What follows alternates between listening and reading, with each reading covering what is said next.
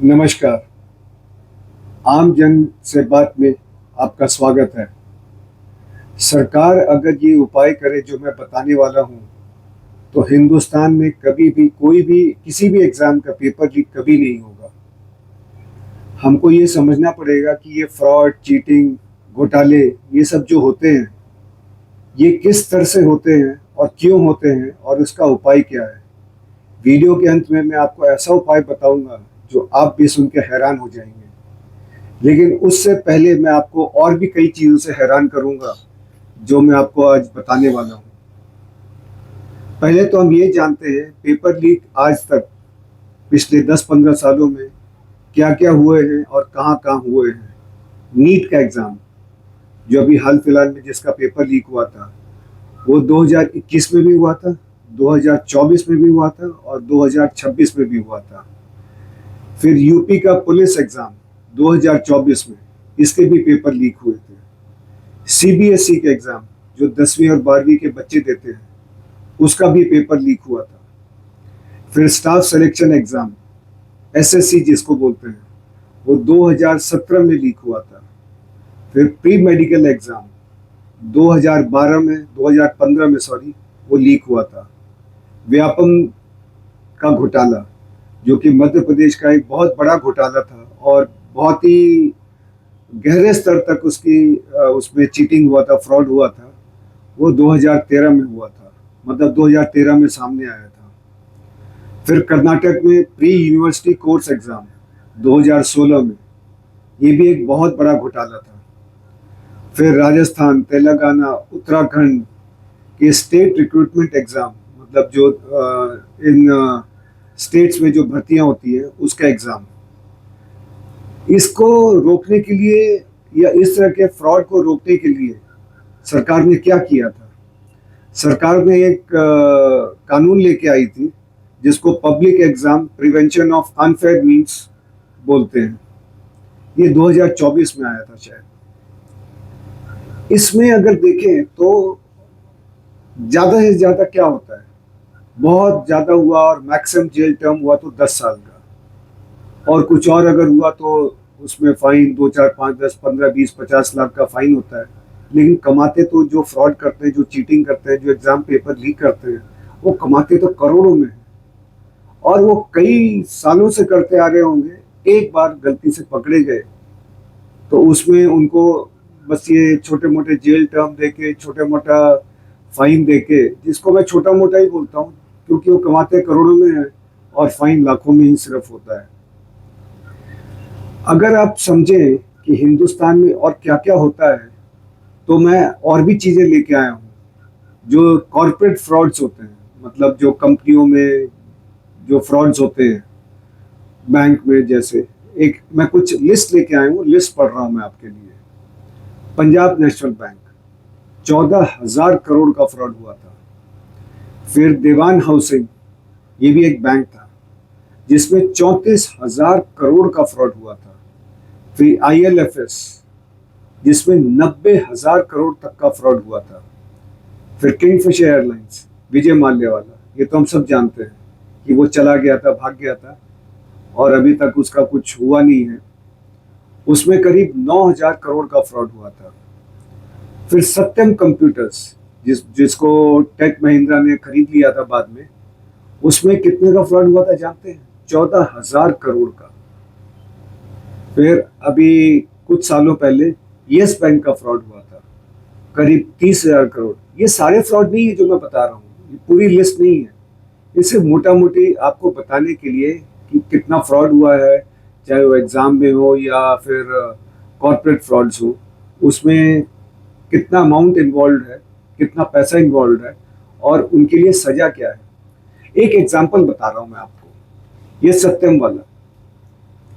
इसमें जो फ्रॉड हुआ था सत्यम में, 14,000 करोड़ का हुआ था। उसको जो उसके राजू और उसका भाई जो थे, जो चेयरमैन या MD थे, डायरेक्टर्स थे, उनके ऊपर फाइन कितने का लगा?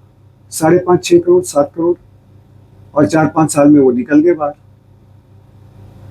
तो अगर 14-15 हजार करोड़ का फ्रॉड कोई करता है और 5-5.5 करोड़ का वो फाइन दे के और 4-5 साल के जेल टर्म में वो निकल जाता है, उनको जेल भी कैसे हुई होगी वो हम सब समझ सकते हैं।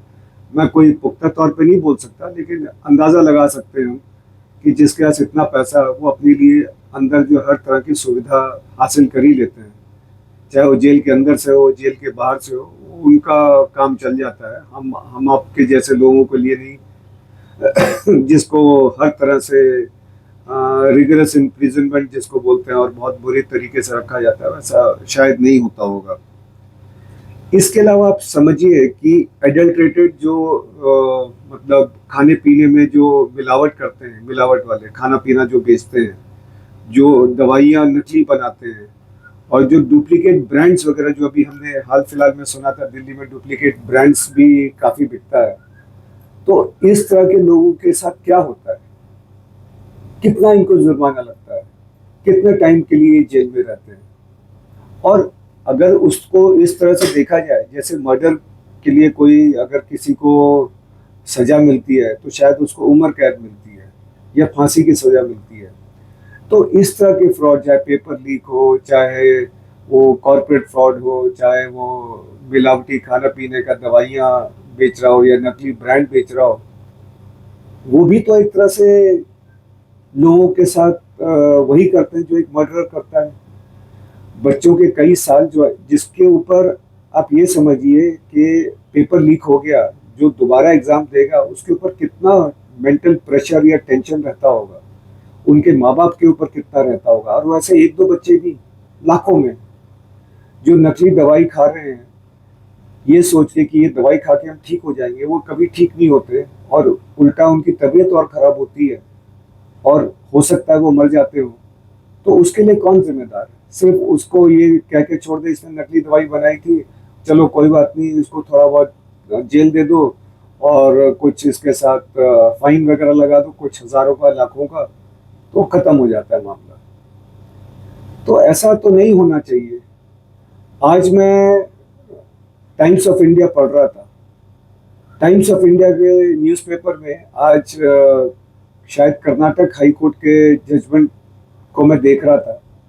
उसमें ये बोला गया था कि इस तरह के जो फ्रॉड करते हैं उनको मिडिल ईस्ट में जो पनिशमेंट होता है, मिडिल ईस्ट में जो सजा मिलती है, वैसा सजा क्यों ना दिया जाए। अब मैं आपको बताता हूँ मिडिल ईस्ट में सजा क्या है, और यही है जो मैं कहता हूँ कि अगर सरकार यहाँ इम्प्लीमेंट कर दे तो ये सारे फ्रॉड बंद हो जाएंगे। मैं मिडिल ईस्ट की बात करता हूँ।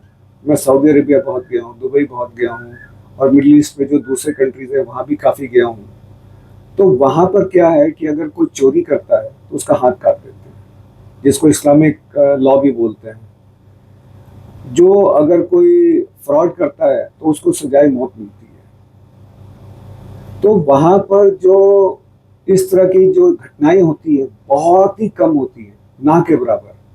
ना वहाँ कोई चोरी करता है, घर अपना बस कुंडी लगा के चलिए, कोई आपके घर में आके चोरी नहीं करेगा। कोई वहाँ पे लड़कियों के साथ छेड़छाड़ नहीं करता है, कोई वहाँ पे रेप केस नहीं होता है। मतलब वहाँ पर जो कानून का राज है वो वाकई कानून का राज है, हिंदुस्तान की तरह नहीं है। मैं जानता हूँ वहाँ पर डिक्टेटरशिप है, किंगशिप है, और यहाँ पर डेमोक्रेसी है, लेकिन हमको भी तो चाहिए कि अपनी डेमोक्रेसी को सिक्योर करें। अपने जो हमारे जो लोग हैं यहाँ पर जो रहते हैं, उनके लिए लाइफ थोड़ी आसान तो करें। क्यों ऐसा हो कि जो ये फ्रॉड करते हैं, चीटिंग करते हैं, घोटाले करते हैं, उनको छोटी मोटी सजाएं देकर, कुछ छोटे मोटे उनको फाइन लगा के उनको छोड़ दें? ऐसा नहीं होना चाहिए। मैं सरकार से बहुत स्ट्रांगली रिकमेंड करता हूँ कि जो ये लोग फ्रॉड करते हैं, चीटिंग करते हैं, पेपर लीक करते हैं, नकली दवाइयाँ बनाते हैं, नकली खाना, मिलावटी वाला खाना बनाते हैं, इनको भी वही सज़ा मिलनी चाहिए जो एक मर्डरर को मिलती है। उनको लाइफ टर्म मिलना चाहिए या फिर उनको सजाए मौत मिलनी चाहिए। जिस दिन ये लागू हो गया, आप ये मान के चलिए, उसके बाद से ये सब जितने भी फ्रॉड हैं, फॉर्जरी है, ये जितने भी घोटाले हैं, मैं ये तो नहीं कह सकता कि 100% खत्म हो जाएगा, लेकिन 90%, 95% से कम हो जाएगा। सिर्फ 2-4-5% रह जाएगा आज के मुकाबले में। आप इसके बारे में क्या सोचते हैं, अपने कमेंट्स में आप बताइए। और अगर आपको ये वीडियो मेरा पसंद आया तो लाइक और सब्सक्राइब करिए ताकि मुझे भी हौसला मिले कि मैं आगे इस तरह के वीडियोस बना के आपके सामने लाता रहूं। धन्यवाद।